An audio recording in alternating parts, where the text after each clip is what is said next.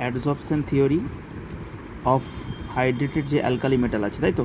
অ্যাডসর্পশন 2012 সালে এসেছিলো নিট 2012 সালে এসেছিলো, দেখো তো। Okay, adsorption of hydrated alkali metal ion, এটা একটু দেখতে অসুবিধা হচ্ছে না? আচ্ছা, দেখো, অ্যাডসর্পশন অফ হাইড্রেটেড হচ্ছে বলেছে alkali metal of ion exchange. Ion exchange হচ্ছে বলেছে যে রেজিন, আয়ন এক্সচেঞ্জ রেজিন মানে কি? তবে এখানে আমাদের মোবিলিটি আয়নের এখানে কী হচ্ছে, এই আয়ন যে এক্সচেঞ্জের রেজিনটা হয়, এটা হচ্ছে আমাদের ল্যাবরেটরিতে পারফর্ম করা আয়ন এক্সচেঞ্জের রেজিন। সেখানে কী হয় বলো তো? সেখানে আমাদের আয়নের মোবিলিটির উপর ডিপেন্ড করে। তাহলে আয়নের মোবিলিটি যত সাইজটা ছোটো হবে, যখন লিথিয়াম প্লাস সাইজ ছোটো, এটা কী হবে? তত মোবাইল আয়ন হবে, তত আয়নটা এক্সচেঞ্জ করতে পারবে।